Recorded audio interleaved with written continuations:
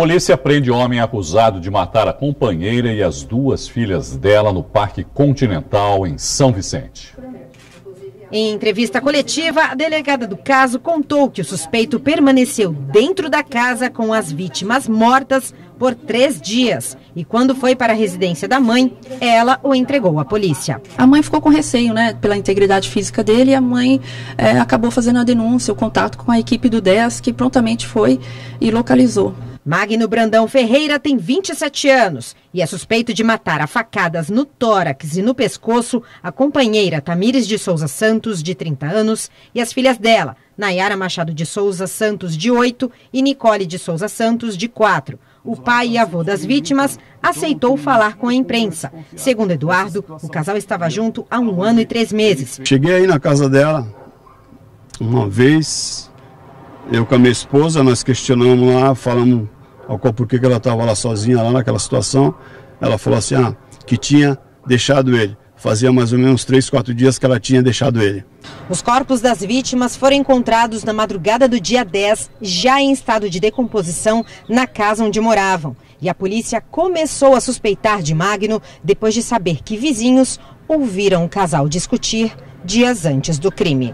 O caso foi registrado na Delegacia da Mulher e Magno vai responder por crime triplamente qualificado. O motivo é fútil, tem a questão também de o meio cruel, né, que foi, e a impossibilidade de defesa das vítimas, né, porque elas estavam todas dormindo. Isso não se faz nem com o cachorro. Então hoje, se ele fez isso, ele vai ter que pagar mais que tudo, mas ele tem que pagar. Ele é um monstro, monstro.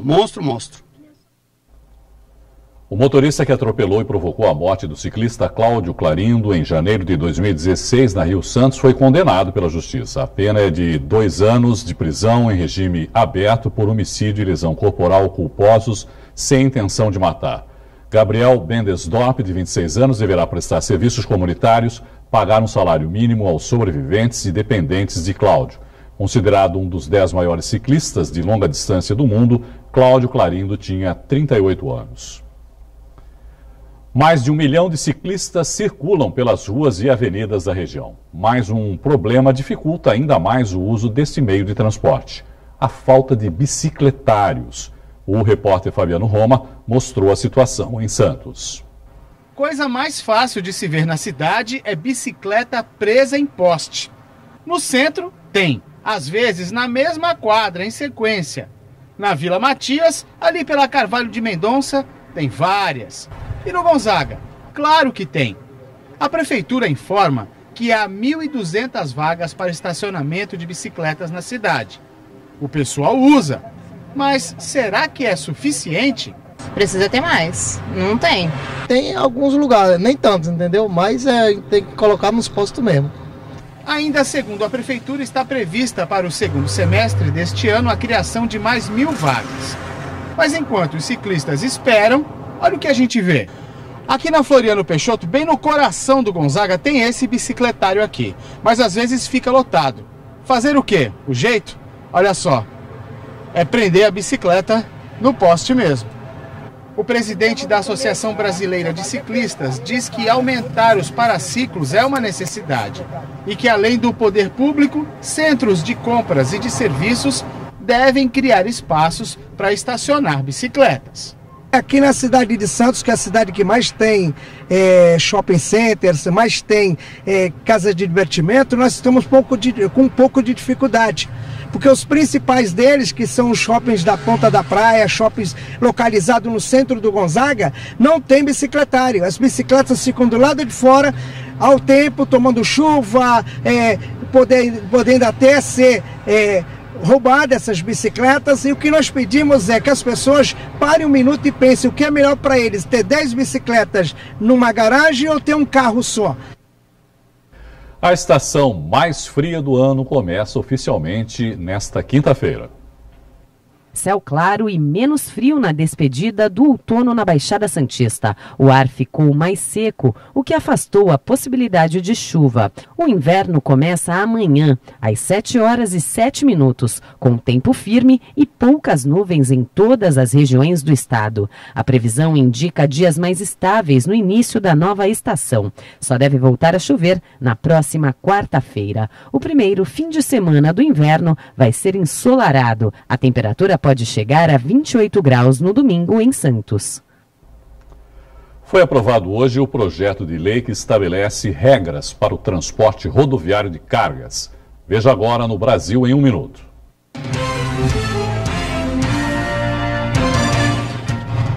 A Câmara dos Deputados aprovou o projeto de lei que estabelece um marco regulatório para o transporte rodoviário de cargas, incluindo a atividade dos caminhoneiros.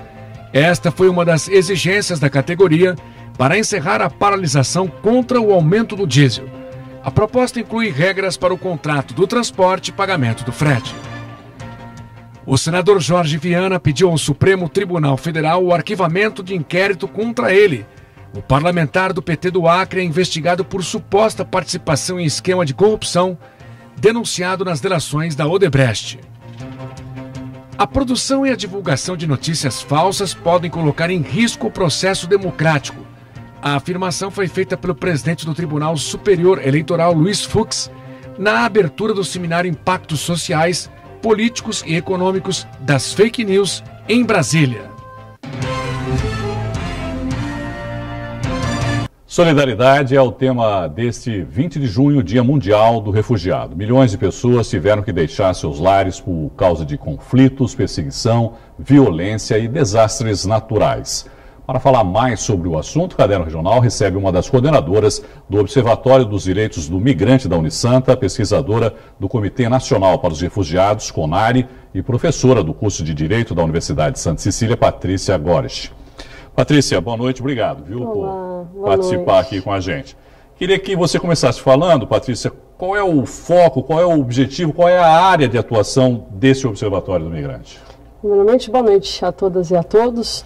A área, o foco é justamente o migrante. O migrante, ele engloba o imigrante, é aquele que sai do seu país e migra para outros países, assim como o emigrante, aquele que está aqui no Brasil e vai para outros países, além, obviamente, dos refugiados. E o migrante, no caso, é aquele que sai dentro do próprio país, é isso? Ele engloba todas essas duas situações, o que sai e o que está dentro do país, do nosso país. Exatamente. Tem informações sobre o número de imigrantes na região, se é que existem imigrantes aqui na região? Então, ontem você fez essa pergunta para o Flávio Jordão, eu estava acompanhando. Exatamente. E realmente é o que falta, por isso que é importante a implementação desse observatório, porque a gente vai fazer esse trabalho de campo. Esse é um dos focos também do observatório? Esse é um dos focos, exatamente. Para justamente a gente pesquisar, que é o objetivo da universidade, juntamente com a Cruz Vermelha de Santos, para que a gente possa buscar esses números e levar para a prefeitura das regiões, da Baixada Santista, para justamente eles implementarem políticas públicas. A maior preocupação hoje é com a situação da Venezuela? Sem dúvida. Hoje, só para você ter uma ideia, Irineu, cada dia 500 pessoas chegam no nosso país. Por dia, 500 pessoas? Por dia. E elas fogem de uma situação humanitária terrível. Só para você ter uma ideia, as pessoas hoje elas estão se alimentando por ratos. Gente. Matam os seus animais de estimação, a gente tem relatos disso. Porque elas estão... Aquilo que a gente viveu há poucas semanas do desabastecimento, elas estão vivendo isso há quase 3 anos. Que pra gente já foi um caos. O pessoal já ficou meio alarmado, não é? As pessoas correram para os supermercados, né? É isso que está ocorrendo há quase 3 anos na Venezuela. Pessoas estão indo para o meio da rua procurar batata, procurar algo que esteja nascendo da terra. É o desespero total. Né? Então, por isso que é importante essa pesquisa para que a gente possa melhorar a implementação. Eu ia perguntar em que condições de saúde elas chegam aqui, provavelmente péssimas, né? Psíquicas, e muitas chegam com sarampo. Isso é um dado importante. O Brasil, ele já erradicou o sarampo. Houve uma preocupação em relação a isso, né? Que houvesse um novo surto da doença lá, sim, né? Em Roraima, principalmente. Em Roraima, exatamente, na cidade de Boa Vista. Agora, essa preocupação, ela é relevante e é importante que seja feita uma barreira epidemiológica. O que ocorre hoje é que o país, principalmente a governadora do estado, ela tenta fechar a fronteira. E você falou em solidariedade. Estamos num momento de reflexão, onde a gente vê, por exemplo, Donald Trump, né, separando crianças dos seus próprios pais. Eles são imigrantes, possíveis refugiados, né? Imagina o sofrimento dessas famílias. Já que você citou o Trump, eu também ia perguntar para você, existem casos de crianças que chegam separadas dos pais aqui no Brasil, Muitos Patrícia? casos. Só para você ter uma ideia, semana passada, no dia 12... Até porque acho que no desespero os pais preferem mandar os filhos, né, para que tenham uma condição melhor e acabam ficando no país. É isso que acontece. Por amor, esses pais pegam tudo que eles têm na vida, vendem, compra uma passagem e manda esses seus filhos. Só para você ter uma ideia, dia 12 a gente abriu o observatório. No dia seguinte eu recebi na minha mesa 22 processos, porque eu sou advogada da Cruz Vermelha São Paulo, 22 processos novos de crianças desacompanhadas. E o que acontece nesse caso com essas crianças, Patrícia? Então, infelizmente a nossa legislação não permite que elas sejam adotadas. Né? Não permite? Não permite. Então elas ficam no abrigo até 18 anos e depois vão para a rua. Mas elas podem permanecer no país nessa situação? Sim, sim, elas têm toda a proteção. Elas não são, por exemplo, deportadas, expulsas do país. De jeito nenhum. Elas continuam aqui, mas não podem ser encaminhadas para uma família, por exemplo. Exatamente. Que é uma situação ruim também, terrível, né, Patrícia? Porque e a gente está lutando também com relação a isso. Eu ajudei a fazer um artigo de um projeto de lei que está em tramitação no Congresso, que é do IBDFAM, que é o Instituto Brasileiro de Direito de Família, para ter a possibilidade dessas crianças serem adotadas. Porque os pais que querem adotar crianças, eles têm muito interesse em adotar refugiados. O país está preparado para dar algum tipo de atenção para esses refugiados? Porque quando a gente vê a entrevista da governadora, não é que seja compreensível, mas é uma situação complicadíssima, porque o estado dela já não é... É o estado mais pobre da federação. Exatamente, é um dos mais pobres da federação. É o mais pobre. É o mais pobre, não é um dos, é o mais pobre. Aí recebe um fluxo gigantesco de imigração. Quer dizer, ela se vê numa situação complicada. Quer dizer, o país não está preparado para receber isso. Não existe uma política para isso. Exatamente. O problema todo é que o governo não está dando a devida assistência. O país ele é comprometido por tratados internacionais, até porque somos todos filhos, netos, bisnetos de imigrantes, de refugiados. Então é nossa obrigação moral, além disso, por tratados internacionais, atuar nessa seara. Ocorre que deixaram o estado de Roraima sozinho. E aí é super compreensível quando ela fala, olha, houve um aumento de 3.000% no caso de atendimento médico. Super compreensível. Sim. Então, mas o governo federal... não tem condições nem de atender a própria população do estado, imagina com esse fluxo de pessoas. Agora, um dado interessante. Existe uma matéria na Inglaterra, existe um case já na Alemanha. Pessoas refugiadas que chegam no país, elas chegam empreendedoras. Elas vêm com um nível superior, com vontade de vencer, porque ninguém escolhe ser refugiado. Né? As pessoas fogem para salvar suas vidas.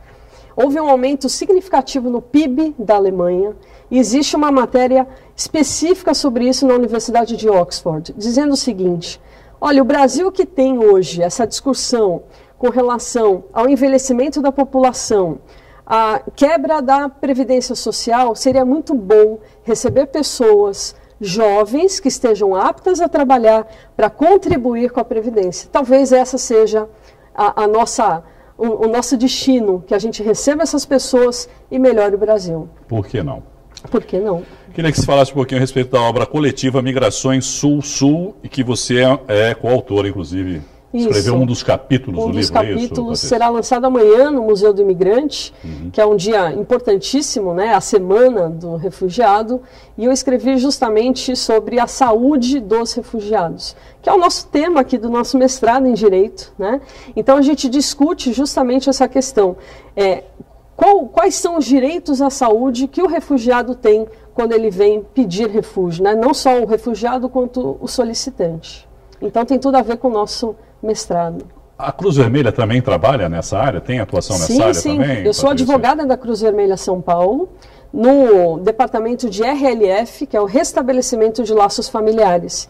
E a gente busca as famílias dessas crianças desacompanhadas para justamente unir. Ou a gente manda a criança para o país onde os pais estão, ou os pais vêm retirar essa criança. De alguma maneira tenta reunir mais uma vez essa família. E a atuação da Cruz Vermelha Santos, que tem sala aqui, né, na Unisanta, é uma atuação importantíssima há mais de 100 anos aqui na cidade, e que ele vai ser nosso parceiro. A Cruz Vermelha Santos será nosso parceiro aqui no Observatório para justamente tentar buscar essas famílias e prestar esse atendimento. No caso de Roraima, por exemplo, algumas pessoas foram trazidas para São Paulo. Essa é uma solução, por exemplo, de tentar de alguma maneira diminuir lá o número de pessoas que estão lá e distribuir para alguns outros estados do país? É que o decreto presidencial fala de interiorização. Eles tiram então de Roraima e trazem para São Paulo, Rio de Janeiro, que são grandes polos. Que são estados com uma condição econômica melhor também. Com certeza, para que eles possam trabalhar e assim melhorar o país. Patrícia, muito obrigado, viu, pela sua entrevista. Uma boa noite. Eu que agradeço. Boa noite. Boa noite a todos. O Herbário Científico da Universidade de Santa Cecília comemorou hoje os 20 anos de pesquisas com o evento Café com Botânica. Foram promovidas palestras, roda de conversa e exposições no consistório da Unisanta. Os participantes também puderam assistir a uma apresentação do Museu do Café de Santos. São Vicente vai representar o Brasil no Mundial de Patinação em agosto. 2 atletas da cidade vão competir em 4 modalidades.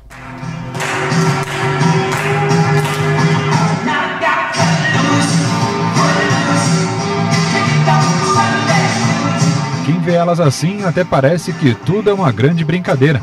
Mas, pelo contrário, por aqui a coisa é muito séria. São atletas, né? Eu não vejo elas como crianças. Janaína Bacará é a técnica da dupla.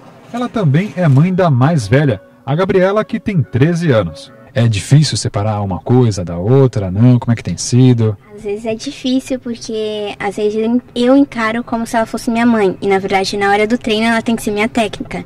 Então ela tem que fazer muitas correções e eu fico meio magoada por conta disso. A gente teve um período bem difícil. Hoje eu posso dizer que a gente está num caminho bem bacana. Mas eu tive um período muito difícil de adaptação em relação a ela principalmente. Porque se misturava muito, tanto eu com ela quanto ela comigo. A patinação artística sobre rodas é parada dura. Não é um esporte olímpico, mas como em qualquer outra modalidade, dedicação é fundamental. São 3 horas diárias de treino. Para chegar à seleção brasileira que vai disputar o PAN na Colômbia em agosto, o caminho foi duro. Elas precisam passar por uma seletiva no Campeonato Brasileiro, que acontece sempre no começo do ano. Então, são muitas atletas, né, do Brasil todo, e elas foram classificadas. A Mel foi classificada em 3 modalidades e a Gabi em uma. Então, para mim é uma satisfação. A Gabi já é o 4º ano na seleção brasileira, a Mel já é o 2º, todos consecutivos. E a Mel é minha primeira aluna que vai em todas as modalidades. Para mim também é sempre muita alegria, né? As meninas de São Vicente treinam no Esporte Clube Beira-Mar. Melissa, de 10 anos, é o foco em pessoa. Quer medalhas como qualquer atleta de alto nível. Mas aprendeu desde cedo outros valores tão importantes do esporte. Eu já tô contando os dias, estou muito ansiosa. Eu tô muito animada para rever as meninas que eu vi no Brasileiro, na Argentina no passado. Porque a gente faz uma amizade tão grande que a gente não foca em competir uma lutando contra a outra. A gente quer ficar se divertindo juntas. Assim é a dupla da região, cada uma com o seu estilo. Talento de sobra para brilhar em Bogotá.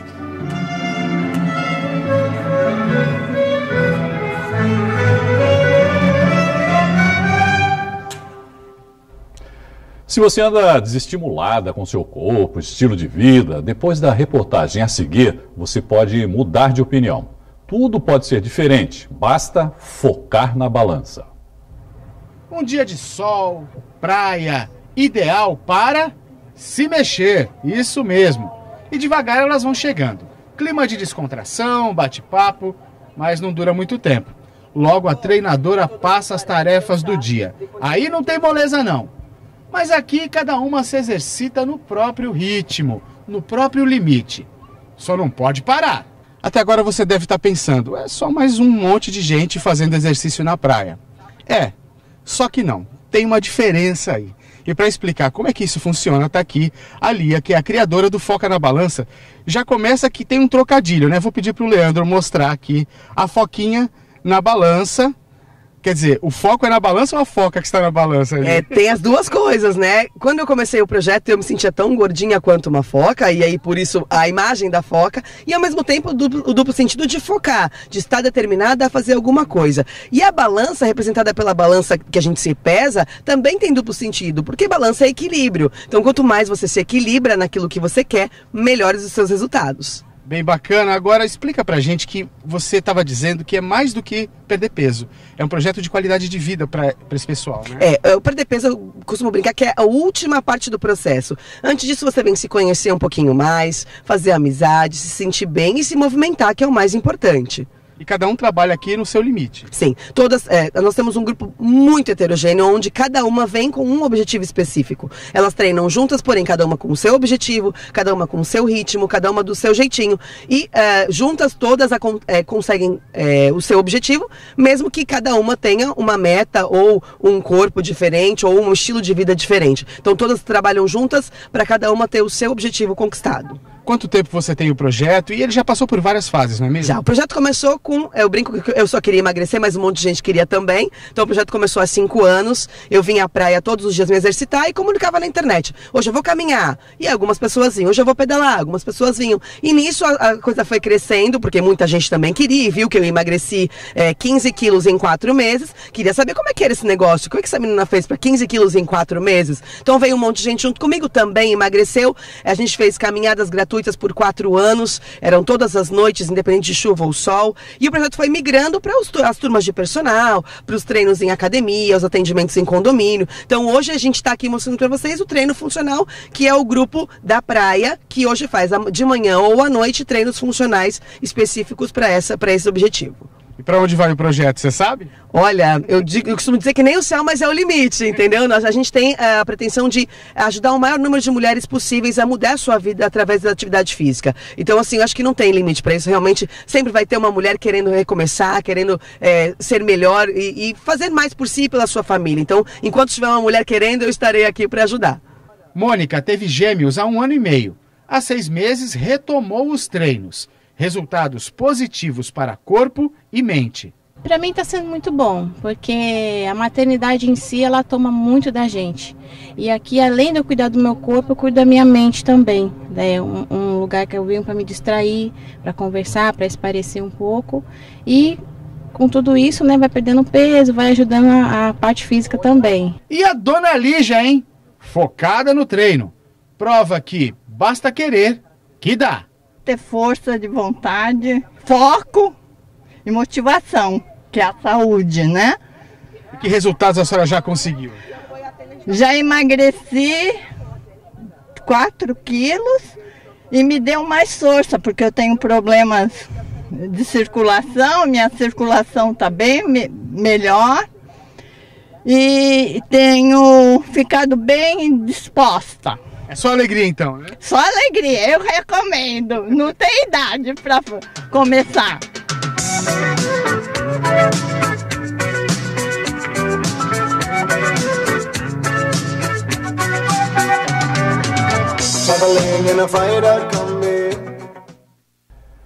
Se você quiser saber mais sobre o projeto, basta procurar o Foca na Balança nas redes sociais. A edição de hoje termina aqui. No Santa Portal você encontra mais notícias de Santos e região. Uma boa noite e até amanhã. Tchau.